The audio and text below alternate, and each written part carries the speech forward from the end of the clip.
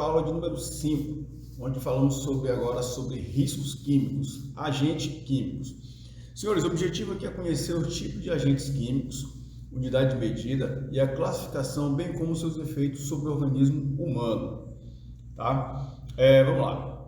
Agentes químicos. Nessa disciplina você terá noção básica sobre os riscos químicos. Existem disciplinas específicas ao longo das etapas, que dedicarão atenção especial a esses riscos, para que você obtenha o conhecimento necessário e torne-se um bom prevencionista.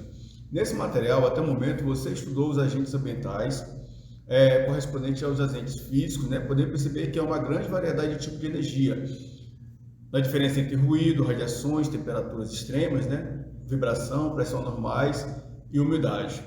No ambiente industrial, além de termos possibilidade da presença dos agentes físicos, podem existir também os agentes químicos. Na visão higienista ocupacional, eles são substâncias, elementos, compostos ou resíduos químicos que, durante sua fabricação, armazenação, manuseio e transporte, com capacidade de ação tóxica sobre o organismo ou que venha a contaminar o ar do ambiente de trabalho. Senhores, a legislação brasileira apresenta uma definição para os agentes químicos.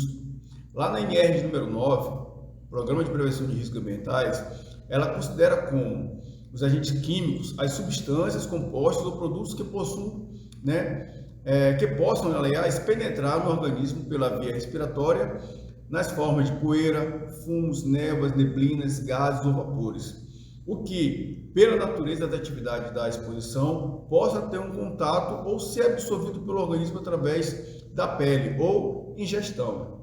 Senhores, então, todo trabalhador que manipula produtos químicos, eu vou logo adiantar uma coisa aqui, sempre é bom termos uma FISP ao lado. O que é isso? É uma ficha de informação sobre aquele produto. Em caso de contaminação com a pele ou ingestão pelo ser humano, ali naquela ficha de informação vai ter dicas de segurança, o que ele deve fazer, tá? Porque nem todo tipo de produto químico a gente tem que agir de forma diferente quando tratar de prevenção, tá ok? Vamos lá. Vamos passando aqui. Então, senhores, no mundo, segundo o texto, são produzidos aproximadamente 70 mil produtos químicos. Muito produto, hein? Alguns deles são padronizados e usados na fabricação de vasta gama de produtos, devido à inúmera quantidade de substâncias existentes na indústria, que pode apresentar alguns efeitos tóxicos. Os procedimentos e critérios para análise e avaliação dos agentes químicos podem variar de acordo com a sua classificação, função orgânica ou inorgânica e até mesmo métodos diferenciados para os produtos específicos. Ou seja, então é muito produto no mercado, cada produto ela tem a sua composição diferente e nisso que a gente tem que se atentar. Toda vez que a gente for manipular ou trabalhar próximo a algum produto químico, é sempre bom a gente conhecer aquele produto e também, repito, manter sua ficha de informação atualizada. Essa grande variabilidade resulta em uma dificuldade maior para o reconhecimento dos mesmos em sua comparação e efeito para os agentes físicos. Isso ocorre, senhores, pois cada produto tem a sua própria característica, como por exemplo, solubilidade, ou seja, com relação à água, tá? pH, que o pH nada mais é uma representação química, da acidez do sólido, ou seja, são produtos ali. A grande viabilidade resulta em dificuldade maior para o reconhecimento dos mesmos em comparação ao que é feito para os agentes físicos. Isso ocorre porque cada produto tem suas próprias características químicas, porque, como exemplo, solubilidade da água, ou ar, o pH indicado, de acidez. Quando a gente fala em pH, o potencial hidrogênico, daquela substância ali, ou seja, daquele produto químico. Concentração, propriedade de alerta, com ou sem dor, tem produto que tem odor e outros sem, que é um grande perigo. Estado físico, volatilidade, reatividades e nível de toxicidade, podendo esse agir de modo diferenciado em diversos órgãos do organismo. variando de acordo com a via de penetração, se é respiratória, pele ou ingestão, e o tempo de exposição que o trabalhador fica ali submetido ao agente. Além do fato que a avaliação de um agente químico pode ser prejudicada pelas condições de clima, como por exemplo um dia chuvoso, né, ou um dia frio, aí fica um pouco complicado fazer uma avaliação desse produto. O ar próprio da respiração do ar, né, o ar ocupacional está livre de substâncias agressivas no organismo e tem que ter uma quantidade de oxigênio, né? Vamos lá, apropriada, tá ok? Uma atmosfera é considerada normal quando apresenta um teor aproximado de oxigênio de 20,9% em seu volume. Contudo, para fins de proteção à saúde contra a deficiência de oxigênio nos ambientes de trabalho, a norma brasileira recomenda um teor mínimo de 18% de oxigênio de volume. Nos Estados Unidos, o percentual é de 19,5% de volume. Ou seja, senhores, nós precisamos aí estar entre 18 e 20, né, ali por cento de oxigênio respirável, né, para a gente poder ter uma respiração normal. Se ficar abaixo de 18 é porque vai faltar oxigênio. Se ficar acima é porque a gente está num local onde tem muito oxigênio e a gente pode se sufocar. Os agentes químicos são classificados de acordo com a sua estrutura física. Em outras palavras, por estado físico, como os aeroespessóides, né, que são particulados de forma sólida ou líquida, gases e vapores. Cada um também tem o seu, pode ser dividido conforme o efeito causado ao dano ao organismo. Eles são capazes de produzir desde uma sensação de desconforto ou incômodo até mesmo um câncer. Que ficou bem claro, né, essa leitura. As unidades de medida. O que são isso aqui? 5.2, unidade de medida. Antes de estudarmos os agentes, você deve ter conhecimento das unidades de concentração que são usados para quantificá-los no ambiente contaminado. Inclusive, se você consultar em R número 15, vai encontrar em seu anexo 11 os limites de tolerância para essas unidades, que você pode conferir a seguir. Nós temos o ppm, né, que são isso, partes por milhão. Essa unidade é empregada comumente para representar a concentração de gases e vapores. Quando a concentração de um agente químico for de 1 ppm, significa que existe uma parte em volume deste agente que é único, está junto a 1 milhão de partes em volume de ar contaminado. Quando a gente fala aqui sobre miligramas, né, por metro cúbico, né, ali o mg/m3 aqui, tá? Ele fala que essa unidade normalmente é empregada para representar a quantidade de aeroespessóides quando temos, por exemplo, a concentração de 1 miligrama por metro cúbico de um agente químico, significa que existe 1 miligrama deste produto em 1 metro cúbico de ar. Senhores, quando a gente usa um aparelho que a gente vai medir o produto químico, a gente tem que ver ali a porcentagem ali por metro cúbico que a gente está exposto ali na área. Tá legal? O aparelho capta, o aparelho instalado no trabalhador ali, né, o próximo dele, e aí fica ali as suas 6, 8 horas de serviço, onde o aparelho vai ali captar, né, principalmente os aeroespessóides, o trabalhador exposto ali é muita poeira densa no ar, tá? E aí, essa medida esse miligrama aí. O outro é a porcentagem de volume, não é unidade, porém usa-se para representar a quantidade de gás ou vapor na forma de volume que está acompanhado do ar contaminado. Por mais que tenha um emprego usual das unidades de concentração para uma determinada classe de agente químico, você pode trabalhar também com a conversão entre as mesmas. Ou seja, se achar melhor converter a concentração de gás, né, de partículas aí por miligramas cúbicos, só terá necessário realizar uma operação matemática, multiplicando um fator, como segue no quadro 5.1, que é esse quadrinho bem aqui. Aqui é onde a gente vai fazer a conversão das unidades de concentração, tá? Do lado tem a conversão, do lado nós temos o fator multiplicado, ok?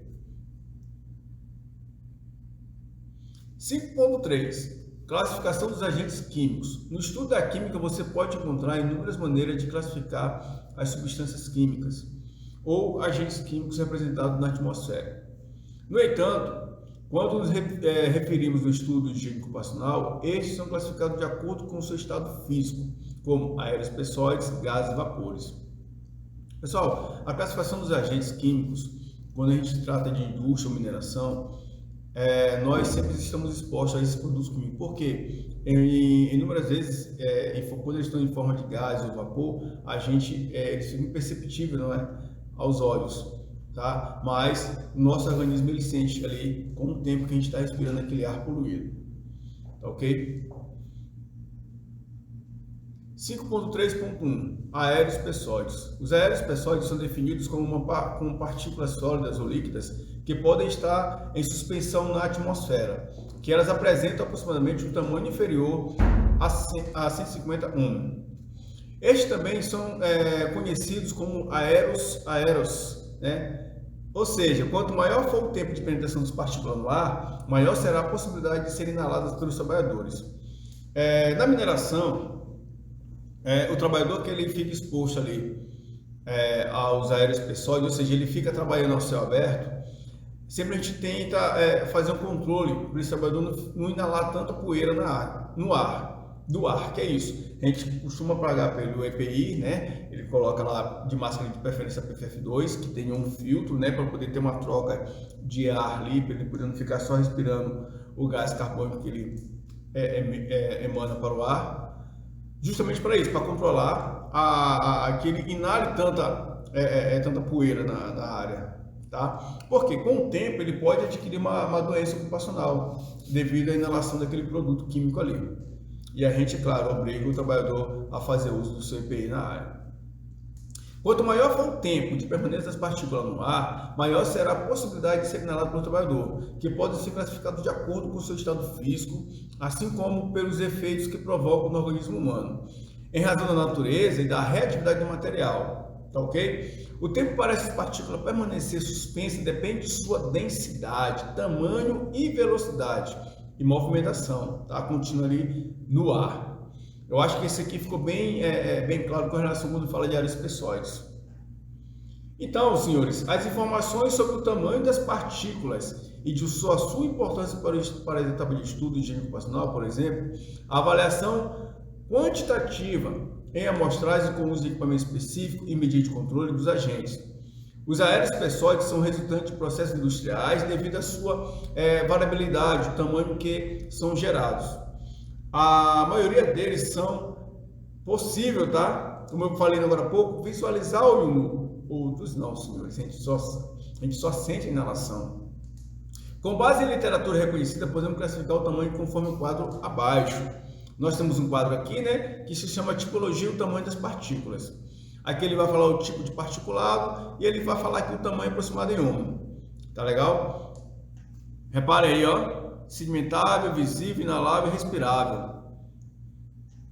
Quando ele fala em sedimentável aqui, ele fala que ele é 10 menor que 0, né, e menor que 150 ali, visível ali pode só maior que 50, ou seja, uma partícula, a gente está vendo, mas são partículas bem minúsculas, senhores, bem minúsculas mesmo, que praticamente fica meio impossível a gente visualizar, ok? Vamos passando aqui. Então, senhores, conforme lá no quadro, o quadro 5.2, você percebeu que o menor tamanho de particulado é denominado respirável. Este, nas variações de disposição ocupacional, recebe muita atenção dos profissionais de segurança e higiene ocupacional, pois apresenta maior capacidade de penetrar no trato respiratório, um risco, e ficam retidos nos pulmões, e o trabalhador vai sentir somente ao longo do tempo. Conforme a concentração na natureza do particulado, pode acarretar danos à saúde do trabalhador. Neste momento, você entenderá a classificação física dos aerospessóides que contaminam o ar, como poeira, fumos, fumaças, neblinas e névoas, de acordo com a terminologia apresentada pela NBR 12543. Equipamentos de proteção individual. Como eu falei agora há pouco, todo trabalhador que ele está exposto a aerospessóides ou particulados ou tipo de produto químico, ele tem que usar os seus EPI, tá? A NBR reforça aqui, ó, que o trabalhador tem que estar protegido, principalmente ele tem que estar utilizando sua máscara, né, ou respirador facial. Vamos lá, poeira. que é isso aqui, senhores? As poeiras podem ser entendidas como um conjunto de partículas que são geradas mecanicamente por procedimento de ruptura ou rompimento, ou ainda uma desagregação das partículas maiores em menores, com diâmetros produzidos na faixa aproximadamente entre 1 a 25 ohms. Quando expostos a um longo período de tempo, os trabalhadores podem adquirir doenças do grupo das pneumoconioses, tá? Que oferecem perigo por causa do enriquecimento dos tecidos dos pulmões. Tá legal? Ou seja, é muito sério, porque quando há esse tipo de partícula, porque há partículas ali que podem causar algum tipo de câncer, tá? Ou tipo uma lesão mais grave no pulmão. Aqui do lado ele fala que a pneumonia... O ponto 3.1.1, poeiras. As poeiras podem ser entendidas como um conjunto de partículas que são geradas mecanicamente por procedimento de rupturas ou rompimento, ou ainda por uma desagregação das partículas maiores em menores, com diâmetros produzidos na faixa aproximada de 1 a 25 ohms. Senhores, então quando há expostos a um longo período de tempo, os trabalhadores podem adquirir doenças do grupo das pneumoconioses, que oferece perigo por causa do enrijecimento dos tecidos dos pulmões, tá? E essa pneumoconiose, ela é uma doença que tem como causa o acúmulo de poeiras nos pulmões e a reação que ocorre nos tecidos. Então essa pode ser classificada como fibrogênica e não fibrogênica, tá? Então muito cuidado aí com o acúmulo de poeiras, tá? Sempre tem que ter a proteção. Pertence ao grupo que merece destaque. A pneumoconiose dos trabalhadores do carvão ou dos minérios é chamada doença profissional, cuja inalação das poeiras de carvão mineral. Tá? Então tem como característica o depósito dessas poeiras dos alvéolos dos pulmões e é uma reação tissular, né? Ou seja, dos tecidos, em razão da sua presença.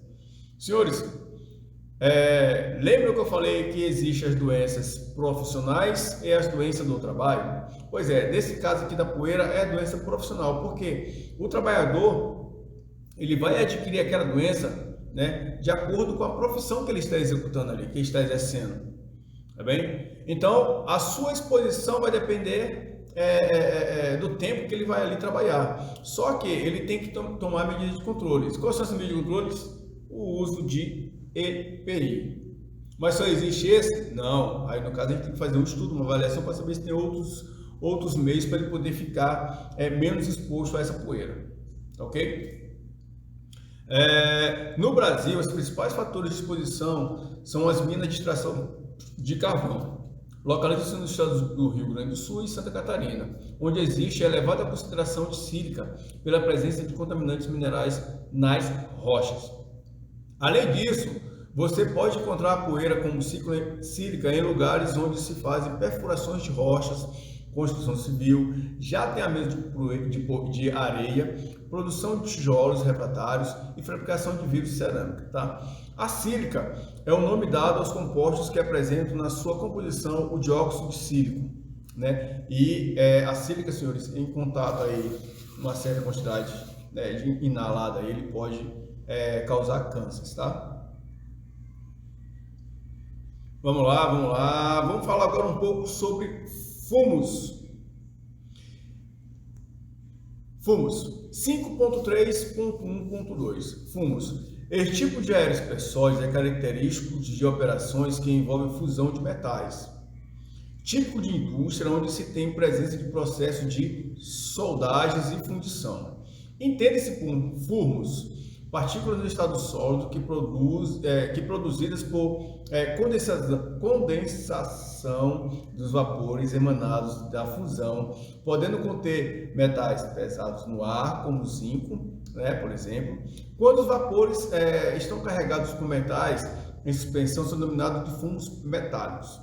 Além do zinco, existem outros que são nocivos à saúde, como os fumos do chumbo, né, encontrado em fábricas de baterias, e o cromo, e o níquel também, em locais onde se realiza revestimentos externos de peças por esses metais. A respiração desses fumos por longo tempo, tá, e a não adoção de cuidados pode causar ulcerações do septo nasal. Senhores, trazer aqui para a nossa realidade Quem a gente sempre vê trabalhando ali inalando esses fumos metálicos são os trabalhadores que trabalham com solda, né? Na queima ali da solda. Eles ficam expostos diretamente ali, ó, aquele fumo metálico. E ele, se ele não se proteger, né, não utilizar o EPI adequadamente, ele pode adquirir alguma doença ocupacional, tá ok?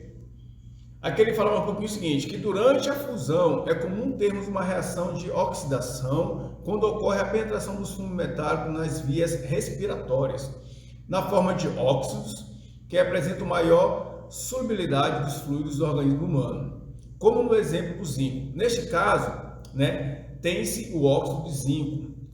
Ou seja, vale lembrá-lo que na forma do óxido, o estado de oxidação é importante, pois os fumos de zinco, aqui mencionado na verdade, é o estado presente no ar sob sua forma, ou seja, é um risco eminente à saúde do trabalhador se ele ficar muito tempo exposto, ou seja, se ele não tiver um controle desses riscos, para poder se proteger.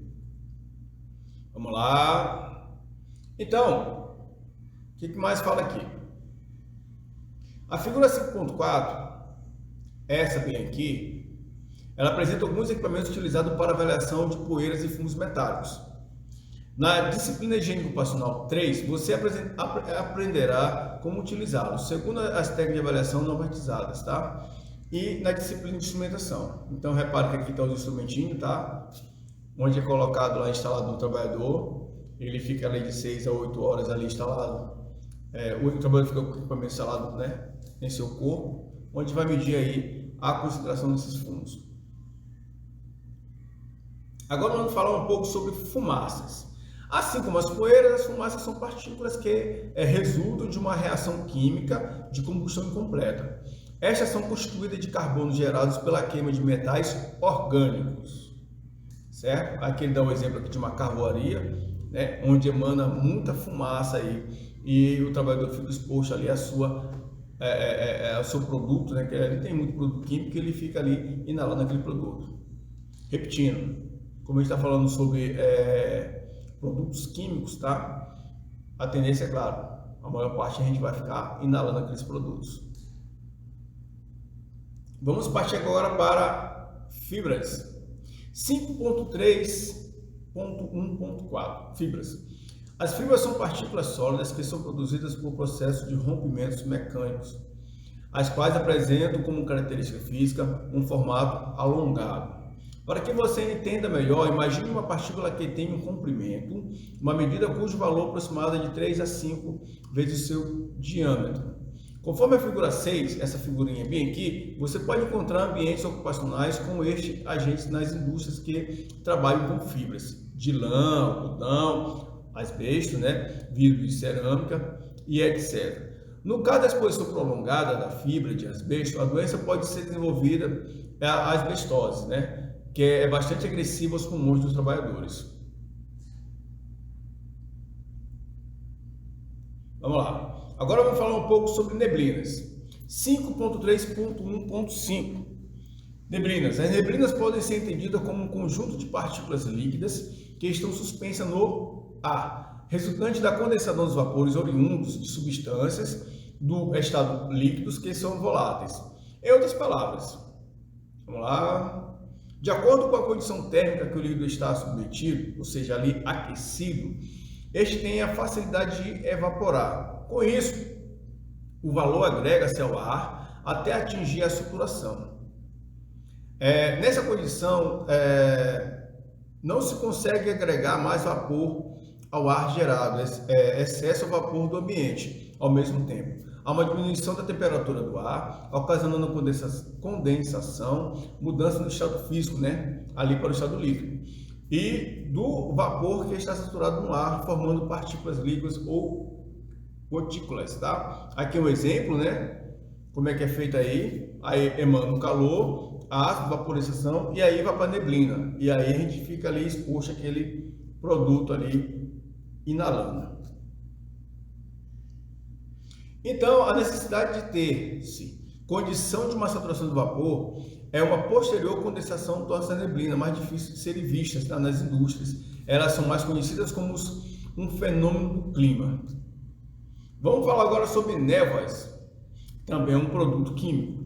Do mesmo modo como foram definidas as neblinas, as névoas são partículas líquidas em suspensão do ar. No entanto, ambas diferentes quanto ao processo de geração de partículas. As névoas são produzidas por atomização, ou ruptura mecânica do líquido pressionado. Você pode encontrá-las em procedimentos de trabalho como pintura nas formas de spray, aplicação de agrotóxicos, envolvendo neblinação, uso de óleo, ou seja, vamos pegar aqui o seu spray, de desodorante, ali ele faz aquele sprayzinho, ou seja, aquilo ali é uma névoa, você está inalando aquilo ali. Então, mais ou menos, esse é o processo das névoas. Vamos falar então agora sobre gases e vapores ou outros produtos químicos também que são emanados no ar. Talvez, por algumas vezes, você já tenha pensado que gases e vapores pudessem ser sinônimos. Entretanto, não são, tá? E apresentam conceitos bem diferentes. O gás é uma dispersão de moléculas que estão espalhadas e misturadas no ar ambiente, com movimentação desordenada, resultante das forças internas fracas e que, sob condições de temperatura e pressão atmosférica normal, já tem o estado gasoso. Por apresentarem estas características, os gases têm a capacidade de preencher o espaço em sua totalidade, ou seja, pode adquirir uma concentração de 100% do volume. Já o vapor, senhor, é definido como um estado gasoso de agente químico que, quando condicionado à temperatura e à pressão atmosférica, apresentam estado líquido. A sua concentração no meio ambiente dependerá da variável compressão de vapor e a temperatura ambiente. Quando houver um aumento da temperatura, ocorrerá uma elevação de pressão de vapor e, por consequente, maior vaporização do produto no ar. Então aqui está bem nítido e bem claro, a diferença entre gás e vapor. Tá legal? Vamos passando aqui. Aqui ele dá exemplos, Com exemplo de gases, pode citar o próprio ar que respiramos, uma mistura formada em sua maior parte de hidrogênio e oxigênio, assim como o gás carbônico e o dióxido de carbono. Tá bom? Ele dá exemplo aqui também da amônia, o GLP, tá? Que é o liquefeito de petróleo ou gás de cozinha. Esse último da ampla utilização das indústrias de lares brasileiros, o gás de cozinha.